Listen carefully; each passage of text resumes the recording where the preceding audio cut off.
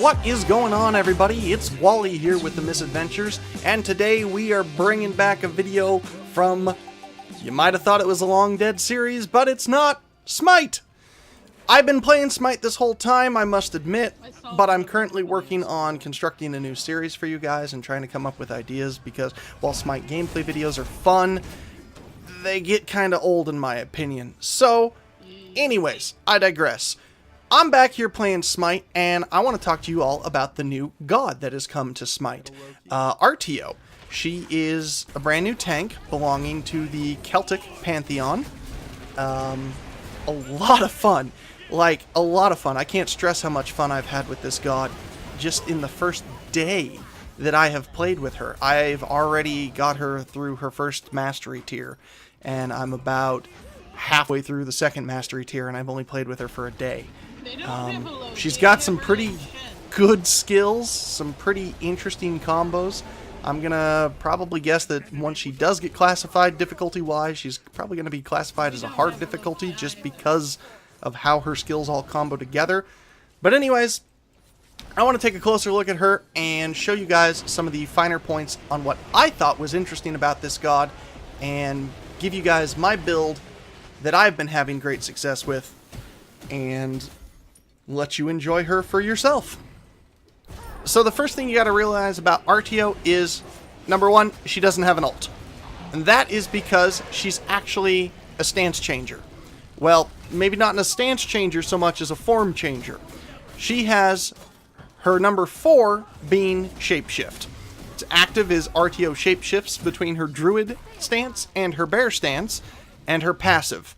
Every time Artio hits an enemy with her abilities, she becomes invigorated, increasing her movement speed and her MP5 by 5 per stack. Stacks up to 8 times, and stacks last 4 seconds.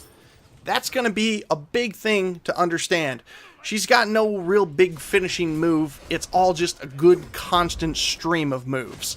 So, knowing that, let's take a look at her actual passive. Her actual passive is something called Decompose. Enemy gods hit by Artio's Druid or Bear abilities will begin to decompose. This effect decreases their physical and magical protections. This effect stacks up to 8 times. That's pretty impressive. And by the way, the stats for that particular one are magical and physical protection decrease of 3% for a duration of 4 seconds. So, you stack up 3% 8 times, you've effectively eliminated a quarter of their defenses. That can be huge in a team fight, especially when you're the tank. So let's now start with her number 1 ability. And understand that she has 2 separate 1 abilities, like I've been saying, because she's a stance shifter. So, her first one in her Druid form is going to be Energy Surge. Artio is going to pulse out a strong wave of energy that deals damage, and she will heal herself and allies within 55 units for each enemy god hit by this ability. Her first ability in Bear form, though, is going to be one called Maul. Artio is going to slash twice with her claws, damaging enemies with each swipe. It's pretty easy. It's a nice little area of effect cone in front of you, and it can be used to pretty good effectiveness. I've killed quite a few gods with this. So, her number 2, we're switching back to Druid stance now, is going to be called Entangling Vines. Artio is going to create a thicket of vines around herself that cripples enemy gods and decreases their magic or physical power as long as they are in the area. That's huge. That cripple is going to stop people from being able to sprint and leap away, and that's going to be critical for holding some people in place long enough. Some of these gods are really agile and like to run away. I'll give an example of like Susanoo and Neith. Neith is one of my most hated gods because that little backflip escapes everything. And you know how I like to play all posh, and when Neith just goes woo and backflips out of a corpse pile of all posh that should one-shot her, it starts to aggravate me. But anyways, sorry, I'm getting off topic here. That's going to be huge. It's going to keep enemy gods in play for your team to damage them for a longer time. But it gets better. Her Bear form of her number 2 ability is called Ferocious Roar. Artio is going to let out a ferocious roar that stuns all nearby enemies and increases her own physical and magical protections for 4 seconds. as if she couldn't be tanky enough, let's just, bloop, I'm going to make myself even tankier. And don't forget, as we already saw from her first ability, she can heal herself and allies. Her third ability in Druid Form is going to be one called Life Tap. Now this is a tricky ability to use. I get the full benefits of it only about a quarter of the time, honestly. It's a little hard to aim this thing sometimes. Anyways, Artio is going to channel for 2 seconds, draining the life from enemies. While channeling, she deals damage up to 5 times and heals herself up to 5 times. Each hit increasingly slows enemies, and enemies hit by all 5 times are rooted for 1 second. That root can be very useful. I've used it to pretty good effectiveness a couple of times on enemies. Especially, I had an all-Pwash on my team one time, and I've had a Kukulkan on my team, and when they drop their tornadoes or, you know, build up their corpse piles, and if you're happen to be doing life tap on them and you can stun them right there, usually they can get a great amount of damage off on that guy. And since your passive decompose has already been kicking in, you're going to do even more because their protections are just going to start to be shredded. Like I said, she's a fantastic god to play and a very, very good support role. So her number 3 is going to be Heavy Charge. Artio is going to charge forward. By the way, this is 3 in bear form. I'm sorry, I should have mentioned that. But Artio charges forward at an increased movement speed for 3 seconds. Enemies she charges through take damage and are slowed for 2 seconds. So that's her skill set. And it's pretty good. And it can be used to a lot of serious advantages. It combos with itself well, and it's going to combo with most of your teammates' skills very well. So now that we're finished with the particulars of her skill set, I just want to point out a couple of things about this god that I have particularly enjoyed. Number 1 has to be the indicator that is actually shows, first of all, what stance you're in, but it also shows the cooldown on your skills in your opposite stance of the one that you're currently in.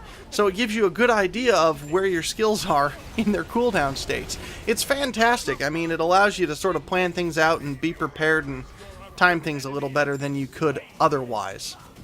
The second thing that I happen to really like about Artio is got to be the fact that she can heal herself.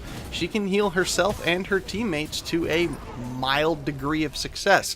She's by no means a dedicated healer and won't replace someone such as Aphrodite or Hell or even Ra on occasion when you build Ra to be more of a healer due to his number 3 ability. But she does a pretty good job. It adds to her sustain and it adds to her teammates' sustain. And when you consider that you have to do damage to heal yourself and you combo that with your passive, it can really get your teammates out of a pinch if they're being overrun. Now, the last thing I want to touch on with Artio is her mobility. I feel that for a tank, especially, she seems to be remarkably agile. You have a host of abilities that like to snare and trip up your enemies, which can help you get away from things, but that number 3 in her bear form, it's not got long of a cooldown. It's got like a 12-second cooldown. And it seems like you can run quite often, and it gets me out of danger a lot. Usually I'll find myself, I will activate my number 2 in Druid, and then I'll switch into Bear, and then charge into the enemies with number 3. That sort of entangles them up, won't let them escape. And then I'll use my number 2 in Bear to stun them all. Then I'll slash with my number 1 in Bear. Generally switch back to my Druid, use my number 3 in Druid to drain some life and to stun an opponent. And usually by that time I have to use my number 1 in Druid to heal myself a little bit more and maybe my teammates around me. Switch right around, turn into bear stance, and usually it's right back up and ready to go when I sprint out. Her abilities combo together in a way that very much so complement themselves and also work at being a large distracting force for your team so that your teammates can do the damage needed to do. The way that I build Artio, you don't necessarily do a bunch of damage, but I find myself escaping from team fights with, you know, under 100 health left pretty regularly and managing to survive. Now, real quick before you go, I wanted to go over the general build that I'm currently using for Artio. I start off with a Sands of Time, buy 1 Chalice of Mana, and buy the first stage here in the Reinforced Shoes. and then I'll finish out my shoes, pick up my Warlock Sash, then go Hide of the Urchin, Rod of Acepulus, Shield of Regrowth, and then Stone of Gaia after I sell my Sands of Time.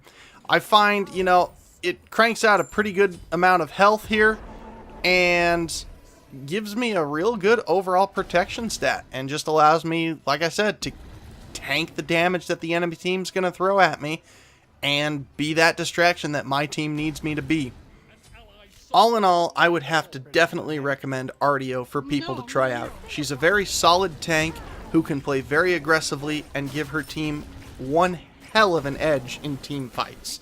With the mix of her abilities being largely supportive and being capable of stunning and ensnaring and just wrecking havoc with the enemy team while supporting her own, she is a very good tank, especially on maps like Clash. I found her a little more difficult to play on Joust, as, you know, it's 3v3 and the maps tend to go a little quicker, and now that they've reduced how much gold you gain on Joust, sometimes it's a little hard to get the items that you need to be able to build her well, in my opinion, but she's still very, very capable on Joust. Well guys, that's going to do it for me today. Thank you all very much for joining me. If you enjoyed the video, please give it a like. That helps Buff and I out tremendously. It gets our name out there more in the community and really promotes the channel to help us grow. We certainly couldn't do it without you guys, and to everybody that's subscribed and follows our videos, thank you so much for taking the time out of your day to enjoy our content. For any of you that happen to be new to the channel, make sure to subscribe so you can keep up with all things new from Buff and Wally. And from all of us here at the Misadventures, thank you very much for watching. We'll catch you guys after a while.